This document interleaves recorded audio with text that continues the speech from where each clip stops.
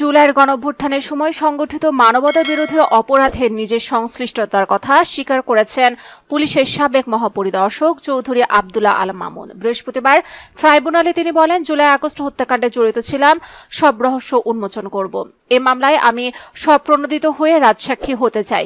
এই গণহত্যার ব্যাপারে যত সত্য আছে তা আমি জানাতে চাই। পরে চৌধুরী আব্দুল্লাহ আল মামুনের আইনজীবী জায়েদ বিন আমজাদ বলেন, কোর্টে এই মর্মে একটি আবেদন দেওয়া হয়েছে।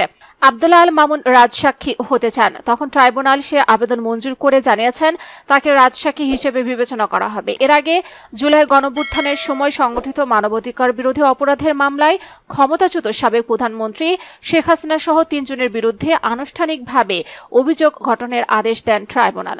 আসামিদের মামলা থেকে অব্যাহতির আবেদন খারিজ করে আন্তর্জাতিক অপরাধ ট্রাইব্যুনাল ১-এর ৩ সদস্যের বেঞ্চ বিচারপতি মোহাম্মদ গোলাম মর্তুজা মজুমদারের নেতৃত্বে এ আদেশ দেন। ট্রাইব্যুনালের অপর ২ সদস্য হলেন বিচারপতি মোহাম্মদ শফিউল আলম মাহমুদ ও বিচারক মোহাম্মদ মুহিতুল হক এনাম চৌধুরী। এর মাধ্যমে জুলাই গণহত্যা মামলায় শেখ হাসিনা সহ ৩ জনের বিরুদ্ধে আনুষ্ঠানিক বিচার শুরু হলো। সকালে জুলাই গণহত্যার মামলায় সাবেক আইজিপি চৌধুরী আব্দুল্লাহ আল মামুনকে আন্তর্জাতিক অপরাধ ট্রাইব্যুনালে হাজির করা হয়। এর আগে গত ১২ মে জুলাই আগস্টের গণহত্যা সংক্রান্ত ঘটনায় সাবেক প্রধানমন্ত্রী শেখ হাসিনার বিরুদ্ধে তদন্ত প্রতিবেদন দাখিল করেন তদন্ত সংস্থার কর্মকর্তারা।